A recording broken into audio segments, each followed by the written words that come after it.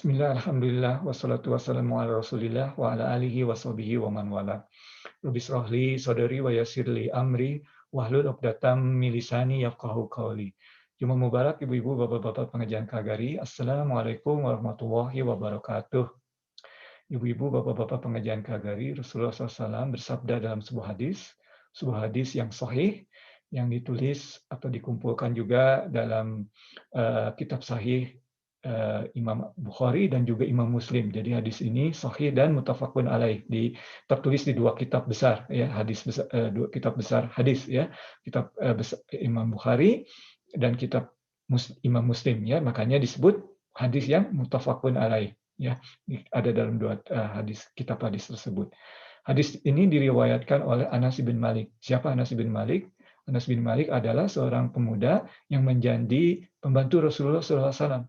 Ya, jadi hubungan keduanya Rasulullah dan Anas bin Malik ini sangat dekat. Ya, dan dalam hadis tersebut Rasulullah SAW diriwayatkan oleh Anas bin Malik berkata, la yu'minu ahadukum, salah seorang dari kamu tidak beriman, hatta yuhibba, hingga kamu mencintai li akhihi, untuk saudaramu, ya, ma yuhibbu, apa-apa yang kamu cintai, li nafsihi, ya, untuk dirimu sendiri. Ya, jadi tidak salah seorang dari kamu tidak beriman hingga kamu mencintai untuk saudara-saudaramu apa yang kamu cintai untuk dirimu sendiri. Nah, dari kisah yang kita bahas minggu lalu, kita melihat contohnya, ya, salah seorang pemuda, ya, dalam ayatnya mungkin masih ingat ya, wajah al aqsal madinati yas'a, ya, rojulun yas'a, ya, jadi dari aqsal Madinah, ya, jadi maksudnya dari ujung kota, ya, yas'a, bergegas, ya. Nah, untuk apa? Untuk menguatkan atau untuk memberikan wasilah kepada kaum-kaumnya. Jadi beliau selalu berkata dalam ucapannya, ya kaumku, yang kaumku, ya, ya kaumi, kita membahasnya minggu lalu. Mengapa dia sangat bergegas dan memberikan wasilah itu? Karena dia sangat mencintai hidayah yang ia terima, hidayah untuk agama tauhid, dan ia menginginkan kaumnya tersebut, saudara-saudaranya, untuk juga mendapat hidayah tersebut. Ya, jadi demikian kisah yang kita bahas minggu lalu. Nah, tapi kita juga membahas minggu lalu bahwa pada akhirnya penduduk kota tersebut tidak mendengar. Sudah tadinya Allah Subhanahu wa taala mengirimkan dua utusan, ya. Kemudian dikuatkan dengan yang ketiga. Kemudian juga ada seorang rajul ini, lelaki ini dari ujung kota, tetap penduduk kota itu tidak mau menerima ajaran agama tauhid. Bahkan diriwayatkan, tidak disebutkan dalam Al-Quran, tapi diriwayatkan oleh para mufasir bahwa mereka menyiksa para rasul tersebut atau para utusan tersebut, ada dua pendapat, dan membunuh rojul tadi yang lari dari ujung kota, dibunuh. Ya, makanya di ayatnya, pada akhir ayatnya disebutkan, ya, qilat khulil jannah, ya. Jadi walaupun tidak disebutkan beliau dibunuh, beliau meninggal, tetapi para ulama menafsirkannya bahwa beliau dibunuh, ya. Karena dapat disimpulkan, dan kita pernah membahas pada saat kajian kita surat Al-Kahf dan juga surat Yasin ini, Allah SWT kalau pada saat memberikan atau menyampaikan kisah dalam Al-Quran, tidak bertele-tele, langsung pada yang poinnya. Jadi meninggal tadi bukan poin utamanya. Poin utamanya qilat khulil jannah, ya. Rajul ini masuk jannah, ya, masuk dijanjikan surga. Jadi ada yang berpendapat dijanjikan surga, ada juga yang berpendapat dimasukkan ke dalam surga pada saat itu. Ya, ada dua pendapat. Insyaallah, ya. Insyaallah kita juga diberikan semangat, diberikan taufik dari Allah Subhanahu wa taala untuk seperti rajul ini, ya. Jadi mengamalkan hadis yang diriwayatkan yang kita bahas tadi, dan dengan demikian kita memanifestasikan keimanan kita. Karena keimanan itu pernah kita bahas sebelumnya dalam kajian-kajian kita, bahwa keimanan dalam Islam itu harus dimanifestasikan. Ini salah satu buktinya. La yu'minu ahadukum. Jadi tidak hanya menyampaikan dalam hati saja, tetapi harus dimanifestasikan hingga kamu mencintai untuk sesuatu untuk saudara-saudaramu seperti apa yang kamu cintai untuk dirimu sendiri. Ya, demikian sedikit mengulang yang kita bahas minggu lalu. Nah, insya Allah pada kesempatan kali ini kita akan menutup kisah ini, yaitu hingga ayat ke-32 ya. Jadi insya Allah pada malam hari ini atau kesempatan kali ini kita akan membaca dan mengkaji ayat ke-28 hingga ayat ke-32 insya Allah.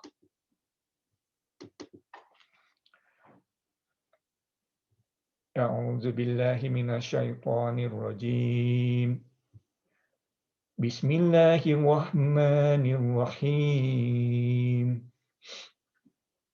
وَمَا أَنزَلْنَا عَلَى قَوْمِهِ مِنْ بَعْدِهِ مِنْ جُنْدٍ مِنَ السَّمَاءِ وَمَا كُنَّا مُنْزِلِينَ إِنْ كَانَتْ إِلَّا صَيْحَةً وَاحِدَةً فَإِذَا هُمْ خَامِدُونَ يا حسرة على العباد ما يأتيهم من ما يأتيهم من رسول إلا كانوا به يستهزئون ألم يروا كم أهلكنا قبلهم من القرون أنهم إليهم لا يرجعون صدق الله العظيم. Ya. Nah, minggu lalu diceritakan bagaimana nasib rojo yang datang dari pinggir kota, dari ujung kota ya, dan balasan dari Allah atau ganjaran dari Allah atas perbuatannya, atas keimanannya ya. Nah, sekarang bagaimana nasib penduduk kota? Mengerikan ya, sini.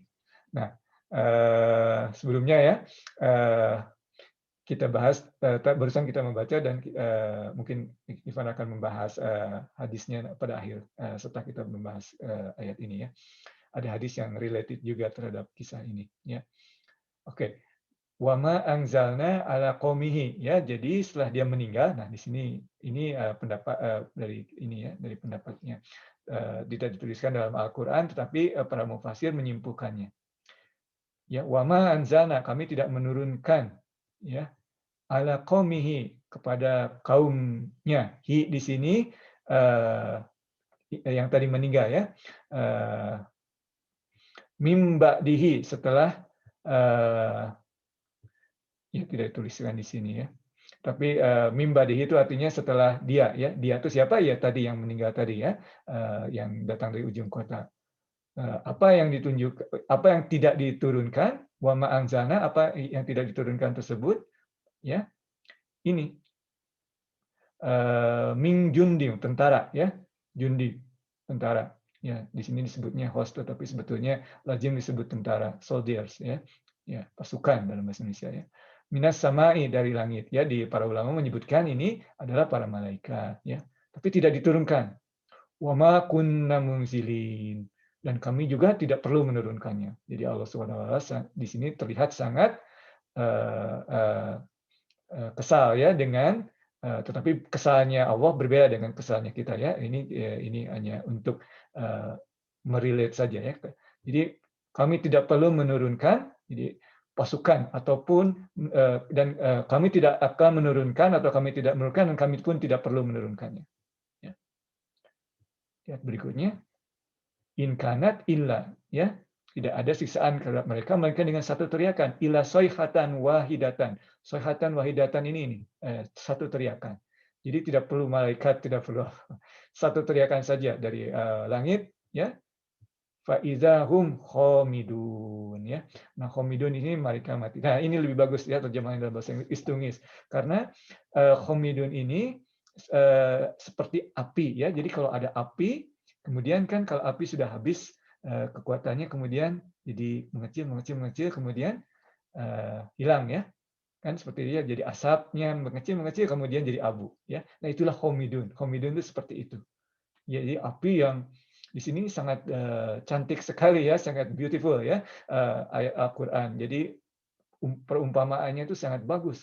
Homidun ya, menumpamakan sebagaimana api yang tadinya membara sangat kuat, tak terkendali, yaitu para penduduk kota yang begitu marahnya seperti api tak terkendali, menyiksa ketiga utusan hingga membunuh seorang rajul ini yang datang dari ujung kota. Tetapi pada saat teriakan sampai dari Allah, ya dari langit, faidahum homidun, bagaikan api yang tadinya membara tak terkendali, kemudian padam sedikit dan ya seperti abu dan asap, mengecil asap kemudian abu, ya extinguished, they were extinguished, ya. Subhanallah, sangat cantik ya, sangat beautiful perumpamaannya. Ya hasrotan alal ibad, sangat tragis, ya. Ya di sini ada beberapa pendapat tentunya ya, tapi maksudnya di sini tuh tragis dalam arti bagi tragisnya mereka tuh menolak ajaran tauhid yang disampaikan oleh ketiga utusan tersebut atau ketiga nabi, dan juga yang wasiat yang kemudian yang disampaikan oleh atau wasilah yang disampaikan oleh penduduk kota, yang seorang raju yang datang di ujung kota. Tragis, mereka tetap tidak mau, ya tragis sekali. Dan tragis juga akhirnya, tragis sekali tindakan mereka, ya tidak mau mendengar, dan tragis juga akhir hidup mereka. Ya, disinilah maksudnya. Ma ya'tihim min rasulin illa kanu bihi yastahzi'un, ya. Jadi mereka memperolok-oloknya. Ya. Nah, sebetulnya dalam sirah nabawiyah juga ya, kisah jejak hidup Nabi ada istilah sebetulnya yastahziun atau mustahziun ya, kalau dalam bentuk katanya, ya, kata bendanya mustahziun, orang yang sedang memperolok-olok. Ya, mustahziun. Itu contohnya siapa? Abu Lahab ya. Itu bosnya ya, Abu Lahab, Abu Jahal. Itu mustahziun ya. Itu tidak mustahzi. Jadi ada ada orang-orang kaum Quraisy yang menolak Nabi, keras kejam kepada Nabi, tetap kemudian berbalik pada akhirnya mereka mendapatkan hidayah. Siapa contohnya? Misalnya Abu Sufyan, ya. Tetapi ada juga yang saat memperolok-olok, ya. Jadi no matter what, mereka selalu argue dengan Rasulullah SAW. Nah, itulah yang disebut mustahziun, ya. Makanya, dan itu Allah Subhanahu Wa Taala ada dalam satu ayat, ya, bahwa live with me, live the mustahziun with me. Don't worry about it. I'll take care of them.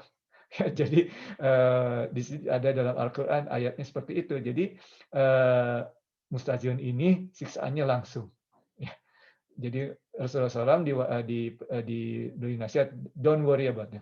Jangan khawatir. I'll take care of them. Ya. Don't worry. Mereka selalu berolok-olok, kami akan memberi balasannya. Dan orang-orang mustahziun itu sangat terkenal ya, ada kelompoknya dalam sirah nabawiyah, itu tidak ada satupun yang mendapat hidayah. Semuanya meninggal dalam kekafirannya. Nauzubillah min dzalik.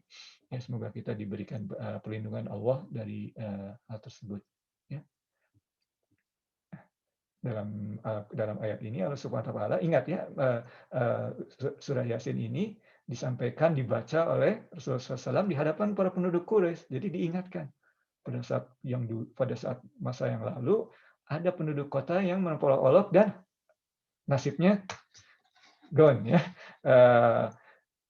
Jadi dengan tanpa menyebutkan suatu perintah ikuti seperti itu yang mungkin orang susah untuk atau tidak mau mengikuti, Allah Subhanahu wa taala menggunakan kisah. Jadi mereka seolah-olah ada dalam kejadian itu. Dan alhamdulillah beberapa dari mereka kembali atau menerima ajaran tauhid. Beberapa yang lain mustahziun tidak mau. Ya. Alright. Kemudian ayat ke-31 ya. Alam yarau kam ahlakna qablahum minal quruni annahum ilaihim la yurja'un ya. Tidaklah mereka mengetahui berapa banyak umat-umat sebelum mereka ya. Jadi ini bayangkan ya, kita coba menikmati ayat ini ya, seolah-olah kita mendengarkan sendiri atau kita ada di belakang, kita tentunya ingin ada di belakang Rasulullah yang sedang membacakan ayat ini terhadap umat Quraisy ya tentunya. Kita tidak mau ada yang di sisi orang Quraisy. Ya, tetapi anyway, ya alam yarau, jadi kita bayangkan ya ayat ini disampaikan Rasulullah kepada kaum Quraisy. Alam yarau, ya, tidakkah mereka mengetahui berapa banyak umat-umat yang sebelum mereka yang telah kami binasakan. Tidak menggunakan kata kamu, ya, tidak ya, tapi mereka. Ya, jadi saya anggap supaya orang yang mendengarkan seolah ikut dalam cerita. Orang-orang yang telah kami binasakan itu tidak ada yang kembali kepada mereka. Kemudian ayat terakhir, insya Allah pada malam hari ini, kesempatan kali ini. Wa in kullun lamma jami'un ladaina muhdorun. Dan setiap umat semuanya akan dihadapkan kepada kami. Muhdorun, ya, hadir, present, ya, di sini ya. Kita juga menggunakan ya dalam bahasa Indonesia hadir, ya. Inilah katanya muhdorun, orang-orang yang hadir. Ya, dan setiap umat semuanya akan dihadapkan kepada kami. Again, ayat-ayat surat-surat Makkiyah itu sangat fokus terhadap akidah, terhadap Allah, terhadap hari akhir, ya, terhadap ajaran tauhid Allah dan kemudian hari akhir. Ya, tentunya karena nabi itu mereka lihat sendiri ya pada saat itu. Jadi akidah itu kan iman kepada Allah, iman kepada nabi dan sebagainya. Mungkin ibu-ibu bapak juga sudah hafal ya rukun iman ya. Jadi kita lihat ya sangat kuat sekali ini terhadap akidahnya. Nah, tadi Irfan ingin menyampaikan suatu hadis ya Rasulullah SAW yang juga related terhadap kalau tadi hadis yang kita pertama bahas mengenai related terhadap cerita seorang yang datang di ujung kota, hadis ini related terhadap nasib orang-orang yang melukai orang-orang yang dicintai Allah. Ya, Allah Subhanahu wa taala dalam hadis yang sangat terkenal, hadis qudsi apalagi ini ya. Jadi ini hadis qudsi ini Rasulullah SAW merelate apa yang disampaikan oleh Allah Subhanahu wa taala. Bukan ayat Al-Qur'an tapi karena dalam hal ini Rasulullah SAW menggunakan kata-katanya ya. Jadi kalau Al-Qur'an kan berbeda ya. Kata-kata langsung dari Allah. Kalau ini merealisasikan apa yang disampaikan oleh Allah dan melalui kata-katanya ya hadis qudsi. Dalam hadis qudsi tersebut yang sangat terkenal hadis qudsinya ya. Hadis qudsi ini diriwayatkan oleh Abu Hurairah, sangat terkenal juga ya sahabat Nabi ya. Hadisnya mungkin kita persingkat saja ya. Hadisnya ini lazim disebut dengan hadis nawafil. Kita pernah membahas sedikit mengenai hadis ini, tetapi dalam hal ini yang poinnya adalah Allah mendeklarasikan perang. Ya. Oh, mungkin lebih jelasnya, barang siapa yang menyakiti wali-waliku, ya, maka aku akan mendeklarasikan perang terhadap mereka. Jadi barang siapa melukai wali-waliku, maka aku akan menyatakan perang terhadap mereka. Ya, jadi hati-hati, hati-hati bagi kita untuk menyakiti wali-wali Allah, ya. Misalnya karena kita Allah Subhanahu Wa Taala akan menyatakan perang terhadap kita dan ibu-ibu bapak-bapak hanya ada dua dosa, dua hal yang Allah Subhanahu Wa Taala menyatakan perang terhadap itu, hanya dua. Ya. Pertama siapa? Tadi ya menyakiti wali-wali Allah. Allah menyatakan. Dan yang kedua yang menyatakan perang terhadap apa? Pada orang-orang yang mengkonsumsi riba. Ya, jadi hanya dua dosa yang Allah Subhanahu Wa Taala menyatakan perang. Yang satu dalam Al-Quran, ya, Allah SWT menyatakan perang terhadap orang yang mengkonsumsi riba. Dan dalam hadis qudsi ini Allah SWT menyatakan perang terhadap orang yang menyakiti wali-wali Allah. Dan ayat-ayat dari surat Yasin yang baru saja kita bahas, tampak sekali ya, wali-wali Allah disakiti oleh penduduk kota itu. Dan Allah SWT langsung, boom, orang penduduk kota itu dengan satu teriakan, homidun, seperti api yang padam. Semoga ibu-ibu bapak pengajian KGRI Allah SWT memberikan perlindungan bagi kita untuk tidak menyakiti wali-wali Allah, dan karena kita tidak tahu, sebagian besar kita tidak tahu ya, kita tidak tahu wali-wali Allah itu siapa. Seringkali kita baru tahu wali-wali Allah itu atau bahkan sudah terkenal wali-wali Allah itu pada saat mereka telah meninggal. Ya, jadi pada saat hidup kita tidak tahu apakah ini wali Allah, tidak tahu. Dan ini ada wisdomnya ya, ada. Dengan kata lain, kita tidak boleh menyakiti siapapun karena kita tidak tahu, jangan-jangan dia wali Allah, ya, atau jangan-jangan dia bisa menjadi wali Allah nantinya, ya kalau mungkin sekarang belum ya, jadi kita tidak boleh menyakiti siapapun. Nah, insya Allah ibu-ibu bapak pengajian KGRI kita dapat mengambil pelajaran, terutama bagi Irfan sendiri dalam membahas kisah-kisah ini. Semoga kita juga semua dapat mengambil pelajarannya, terutama bagi Irfan sendiri. Dan semoga kita diberikan taufik dan hidayah oleh Allah untuk selalu menjaga keimanan kita, menjaga akidah kita, menjaga tauhid kita, dan memanifestasikannya dalam tindakan kita. Maaf ya. Dan mohon maaf apabila ada kekurangan dari segi isi maupun penyampaian, ada kesalahan dari segi isi maupun penyampaian, yang benar hanya dari Allah, kesalahan dari Irfan. Wabillahi taufiq wal hidayah. Wassalamualaikum warahmatullahi wabarakatuh.